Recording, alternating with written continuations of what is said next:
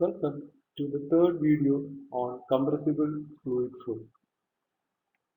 In this video, we will discuss about the equation for velocity of sound and the non-dimensional term Mach number.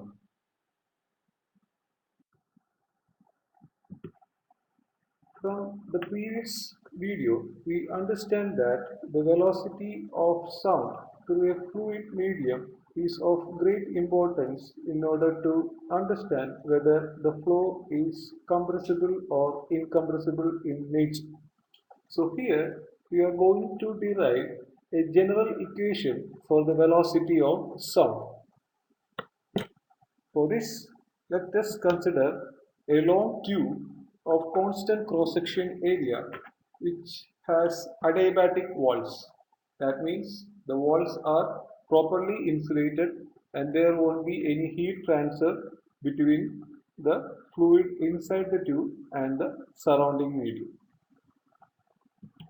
Let the tube be filled with a particular fluid whose pressure is P, temperature is T, and density is rho. The fluid is stagnant, hence its velocity is 0, represented as C. Let there be a plunger at one end of the tube.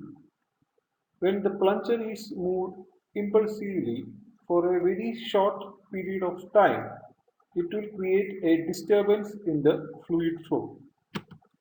When it is moved in this direction impulsively for a very short distance, it will create a small disturbance in the fluid flow and this will set out a pressure wave, which is also a sound wave.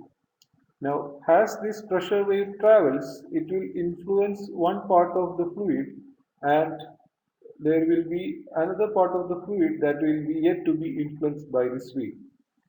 The darker blue region represents the region influenced by the sound wave and the lighter blue region represents the normal state of the fluid inside the tube. The thick circle represents the wave front as it progresses through the tube. After some time, the wave progresses into the bulk of the fluid, and as it moves, we see that its radius goes on increasing and until a point reaches where it will be almost a straight line. For our analysis, we will be considering that the wave front is a straight line. That means it has started as a circle and as it goes on transmitting, when it covers a large distance, the radius is so large that the small region within the tube can be considered as a straight line. Now, let's say that this wave is moving with a velocity a. So, a represents the velocity of the wave, that is the velocity of sound. Now, in order to understand what happens when the wave travels through the fluid and what is the velocity with which it is traveling, we will consider a region within the space such that it encloses our wave. Let's see it from a larger perspective. So this is our tube filled with fluid and this is our wave. You see that the left part of the wave, left part is influenced by the wave and the right part is yet to be influenced by the wave. The wave is moving with a velocity a towards the right direction and the region marked by the dashed line represents the region which we will be considering for carrying out our study. Hence, that becomes our system. Now, the problem in this case is that the wave is moving with a velocity a. So, in order to study the wave, the system will also have to move along with the wave. This creates difficulty because measuring the quantities as the wave proceeds is a tedious job. So this type of reference frame is referred to as inertial reference frame. That is, the wave is moving and the person who is viewing the wave is stationary. Now, for the ease of analysis, we will change the reference frame in a different manner. That is, instead of the viewer standing stationary and viewing the wave, the viewer will be moving along with the wave with the velocity equal to the velocity of sound. Imagine that the person is standing on the wave and he is also traveling with the same velocity as the velocity of the wave. For a person moving along with the wave with the same velocity as that of the wavefront, the wave will appear to be stationary.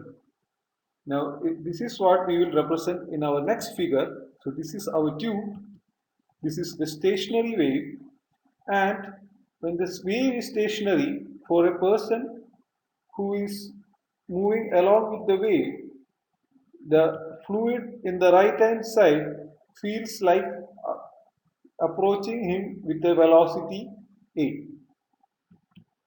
and after passing through it, it passes out with some other velocity.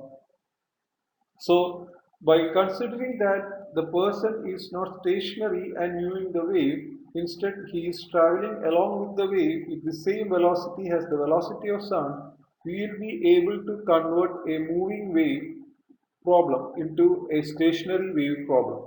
Now we can fix our control volume,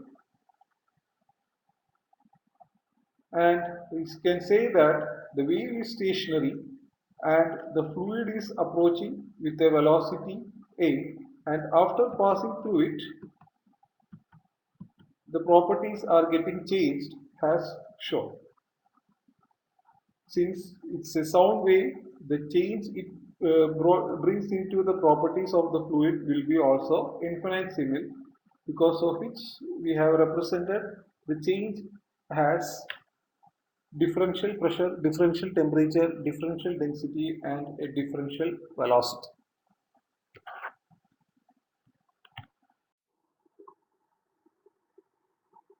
So this is our control volume. We have the stationary wave. The fluid approaches the wave with a velocity a, conditions p, t, and rho, and after passing through the wave, it gets an additional velocity of dA, and all the conditions are incremented by a differential term. Now, when we consider the wavefront is of molecular level, and because of which the control volume that we are going to consider is also very small. It still keeps in agreement with the concept of continuum, but it is small. And we use the following assumptions to move forward with our derivation. First one is that fluid is inviscid, that is, there is no viscous terms associated with the fluid. The flow is isentropic. In case of the wave, it is an infinitesimal pressure wave, and because of which the difference it makes is also infinitesimal. Hence, the change in entropy can be neglected. And since it takes place in a adiabatic tube, the heat transfer can be taken as zero. So it can be approximated as a reversible adiabatic process, that is an isentropic process. And we consider that the flow is steady, that is the variation of properties with respect to time is zero. And we will also say that the body forces are negligible. Body forces includes weight of the fluid or any kind of electric or magnetic field related energy within the control volume. All those terms will be considered as zero.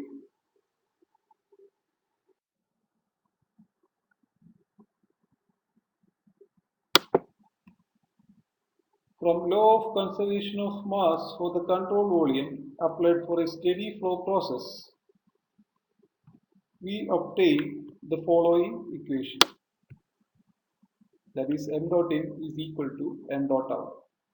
When we apply it for our control volume, we get the equation as highlighted over here. This is the inlet side, and on the right hand side we have the outlet side. When we apply the law of conservation of momentum for a steady flow process, the equation is shown by this equation. Here, the net force is sum of body force and surface force. Body force, as mentioned earlier, represents the weight of the fluid or any electric field, magnetic field related energies within the control volume. It basically depends on the bulk nature of the control volume, whereas the surface forces acts on the control surface of the control volume. Here we already assume that the body force is 0, and since there are no inviscid forces, the surface force will only be having the force due to pressure on either side of the control volume. Hence, sigma F, that is the net force acting on the system, will be reduced to minus dP into A. Now, applying this law of conservation of momentum to the control volume, we get the following equation. Combining the results from law of conservation of mass and law of conservation of momentum as applied to our control volume, we come up with the following equation, that is A is equal to root of dP by d rho. Since this is for an isentropic process, we can say that A is equal to root of dP by d rho at constant entropy. Now, in general, we represent the equation in this form. You see that there has been a change made, that is, it has been converted from full derivative to partial derivative because P is not just dependent on density alone. So this equation represents the general form of velocity of sound in any medium. Here you can see that there is a term dou p by dou rho. The same term appears in the bulk modulus of elasticity of fluid, which is also a measure of compressibility. And hence we can say that the velocity of sound is a direct measurement of compressibility of the fluid.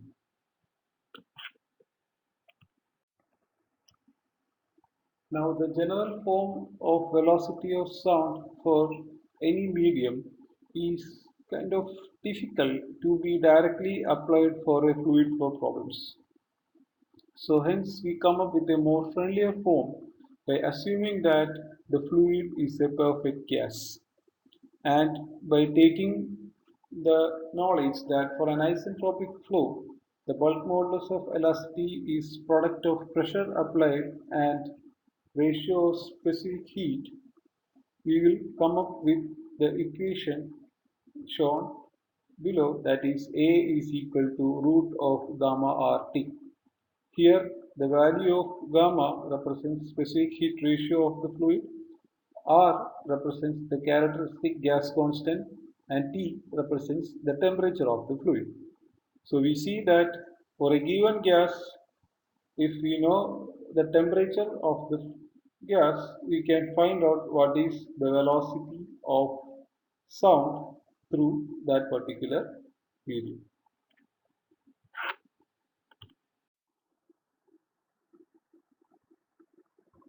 We know that the use of non-dimensional terms are of great advantages in the study of fluid flow problem.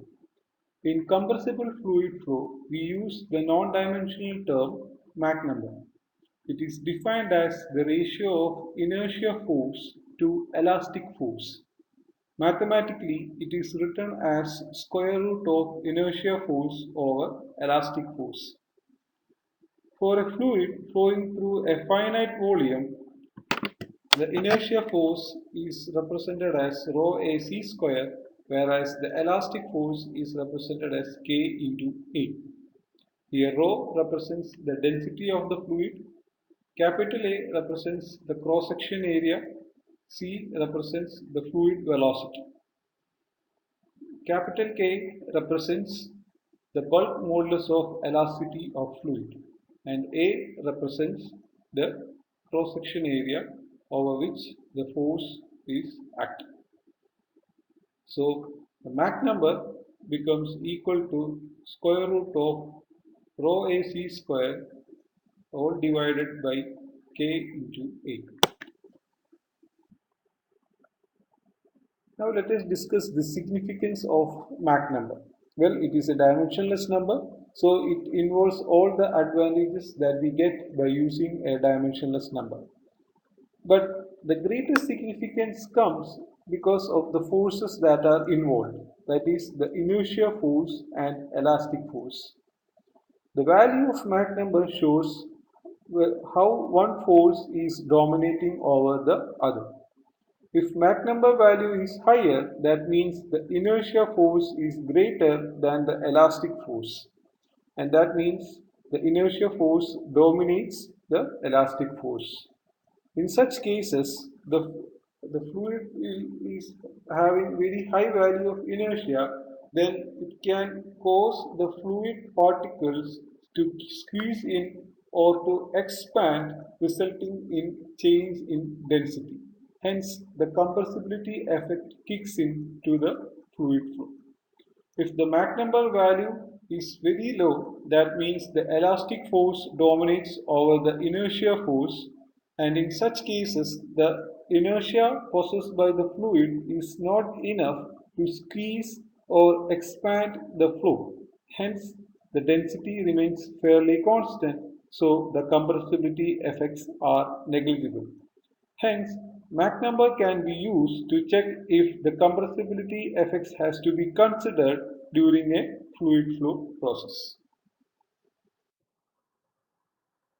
Now let's look at a simplified and much more useful form of Mach number.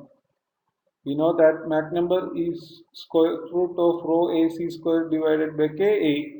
By using the relation for bulk modulus of elasticity and the equation for velocity of sound, we can simplify the equation for Mach number as C by A, where C is the velocity of the fluid particle and A represents the velocity of sound. The A can be further simplified and we will get the equation, that is m is equal to c divided by root of gamma RT. That means by knowing the velocity of the fluid and the temperature of the fluid, we can find out Mach number. And by knowing Mach number, we can understand whether the inertia force is of higher precedence or viscous force is of higher precedence, which will tell us whether we have to consider the flow to be compressible or incompressible. Now, based on Mach number, the flow is broadly classified into compressible flow and incompressible flow. In compressible flow, the compressibility effects are significant and we have to consider those effects to understand the fluid behavior. In incompressible flow, the compressibility effects are negligible and avoiding its effects is not going to significantly affect the physics of the fluid flow. In a compressible flow, there will be change in density during the flow process, whereas in incompressible flow, the density of the fluid remains fairly constant. Now, in order to quantify it, we use the term Mach number, and it is being seen that a value of 0.3 and less gives us an incompressible flow, and if the value of Mach number is greater than 0.3, the flow is referred to as compressible flow. Now, as the Mach number goes on increasing, an appreciable change is observed in the fluid flow, and because of which the compressible flow is also further classified as follows.